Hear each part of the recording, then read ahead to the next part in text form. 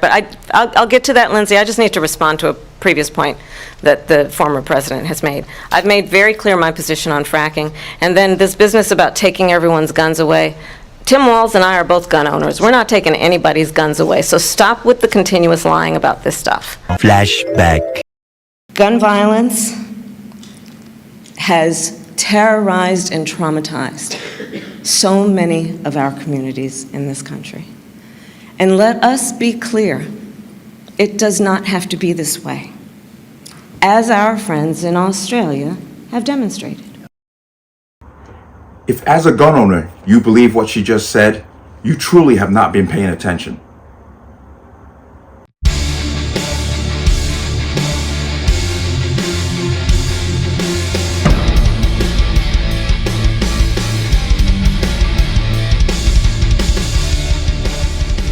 Welcome to another installment of the Connecticut Gun Bench. Today's video is brought to you by P.A.N. Firearms, LLC. P.A.N. Firearms for your NRA certification of multifaceted gun training. You can reach us at 203-300-6343 or use our website at www.panfirearmsllc.com.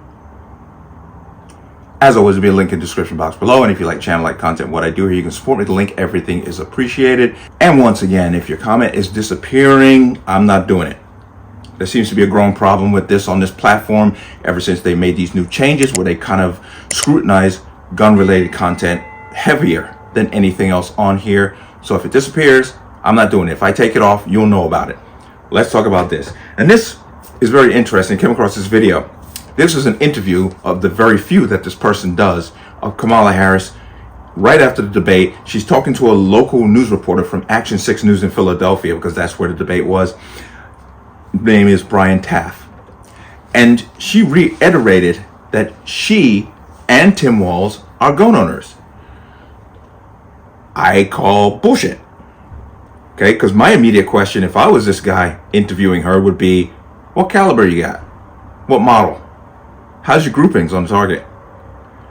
Okay, she is gaslighting. There's just no doubt, but it's just hysterical to watch her do it.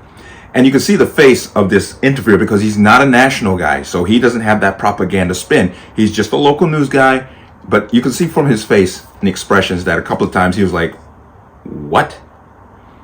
But I want to play this for you, so let's go ahead and watch this. Crime and public safety are two major issues, right at the forefront of voters' minds, in Philadelphia as well, where crime is a significant issue. When we talk about crime, the conversation turns to gun safety as well. And I think you actually probably caught a lot of people off guard, maybe a bit by surprise in the debate the other night when you mentioned that you are a gun owner. I know you said it in 2019 as well. I want to talk about your values on this issue. When it comes to gun ownership, where do you draw the line in America on gun ownership and gun use? Well, like you said, Brian, I am a gun owner, and Tim Walz, my running mate, is also a gun owner. We're not taking anybody's guns away. I support the Second Amendment, and I support reasonable gun safety laws. Part of my approach to this is I was a career prosecutor for most of my career. I have personally prosecuted homicide cases. I have personally looked at autopsies. I have personally seen what assault weapons do to the human body. And so I feel very strongly that it is consistent with the Second Amendment and your right to own a gun to also say we need an assault weapons ban. They're literally tools of war. They were literally designed to kill a lot of human beings quickly. I say we need universal background checks. The majority of NRA members support that. Why? Because it's just reasonable. You just might want to know before someone can buy a lethal weapon if they've been found by a court to be a danger to themselves or others. You just might want to know. Two final questions. Seen that and you heard that. Okay, she's full of crap. She's not a gun owner. Okay? And to say that I support the Second Amendment, but, well, see, here's the problem. Those last four words are incredibly important because those four words do not appear anywhere else on that document. That's how important they believe it was. And the Founding Fathers put those four words, shall not be infringed, on there because they knew, no matter what, no matter how safeguards they put in place, they would end up with people like Kamala Harris. who would come into a position of authority. And it was put there to restrict their ability to do what she wants to do. Don't tell me you're for the Second Amendment, then you want to ban firearms. And then claim, I've seen what an assault weapon does to a body. I've seen what a shotgun can do to a body. I've seen what an IED can do to a body. She's just gaslighting her way through this for emotional bullshit. It's very, very disturbing. And just remember, she's telling you that she's not going to take anyone's guns away yet. Andrew from Fordham. Andrew. Andrew, whenever you're ready. Yeah, sure. Thank you for being here and taking my question. Do you believe in the mandatory buyback of quote-unquote assault weapons? And whether or not you do, how does that idea not go against fundamentally the Second Amendment? Yeah.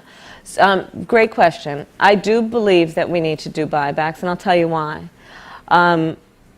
First of all, let's be clear about what assault weapons are. They have been designed to kill a lot of human beings quickly. They are weapons of war with no place on the streets of a civil society. I've seen assault weapons kill babies and police officers. So, one, I'll tell you, when elected president, if the United States Congress continues to fail to have the courage to do something about this, I'm prepared to take executive action and put in place a ban on the importation of assault weapons into our country. But we still have to deal with the over 2 million assault weapons that are currently in the streets of America. So don't buy that crap. Remember, when Raphael Warnock was asked point blank, do you support a mandatory gun buyback, which is confiscation? Mandatory gun buyback is confiscation. What did he say?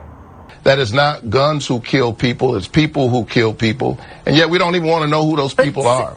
We won't even support. Senator, just yes or no, though, should she support the mandatory buyback program? Just a yes or no. Listen, look, as a pastor, I've done buyback programs. You can pick this issue or that issue.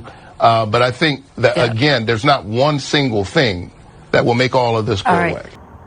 So don't buy into what these people are saying. They're gaslighting their way through because Kamala needs the votes. She's doing not so good in the polls. And this is just another way to get those moderates who might own a gun on her side. Well, if you are truly a constitutionalist and a gun owner, you're not buying this crap.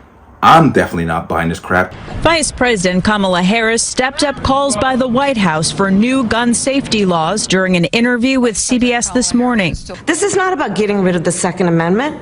It's simply about saying we need reasonable gun safety laws. There is no reason why we have assault weapons on the streets of a civil society. They are weapons of war. They are designed to kill a lot of people quickly. So don't buy into it. I just thought it was hysterical. Now, if you go back and watch the whole interview, every time this guy would ask her a question, she would immediately deflect to how she grew up in the middle class. It was so hysterical. You know, he's like, what is your plan for the economy? Well, I was born into the middle class, and I understand, okay, but that's not telling us what your plan for the economy is. But she did that the entire interview, which shows you why they keep her in a closet and in a basement and don't let her talk at all. As little as they possibly can, because she does not know what she's talking about, and she has no policy and no plan. She is nothing more than a puppet to replace the puppet that they ousted by a coup. And the funny thing is these Democrats always say, because I'm going to talk about this latest assassination attempt on Trump, as they try to blame Trump for it, which is fascinating to me. But Democrats always talk about threats to democracy, and they will not acknowledge the fact that they removed a duly elected nominee through a coup to install a person that nobody voted for, that was installed by the party elite. And these Democrats have no problem with that. They just immediately switched their vote from Biden to Harris without even batting an eyebrow, which really is just absolutely disturbing. But as far as this goes, Kamala Harris is not a gun owner. She may have a gun, but she's not a gun owner. And I'm telling you how important those last 4 words of that amendment are: shall not be infringed. She is infringing on it, even though she's trying to gaslight you into believing that she supports the Second Amendment. But there's no buts. That's like saying I support the First Amendment, but you can't say something I don't like, which is another problem that I have with the Harris-Walz ticket, as they seem to think that they can basically, curtail speech that they don't like. We will double the Civil Rights Division and direct law enforcement to counter this extremism. We will hold social media platforms accountable for the hate infiltrating their platforms, because they have a responsibility to help fight against this threat to our democracy. And if you profit off of hate, if you act as a megaphone for misinformation or cyber warfare, if you don't police your platforms, we are going to hold you accountable as a community. I think we need to push back on this. There's no guarantee to free speech on misinformation or hate speech, and especially around our democracy. So, there it is, but I suggest you go back. I'll put the link to the interview in the description box. Go back and watch the whole interview, because you're going to shake your head a few times, because it's damn sure interesting just to watch her speak and see how clueless she actually is. But let me know what you think. As always, you can leave your comments in the comment section below. And as always, any statements of violence or statements that lead to violence will be removed. Please like, share, comment, subscribe. Don't forget to hit that notification bell so you're notified the next time a video goes live. I'm going to see you on the next one. Peace.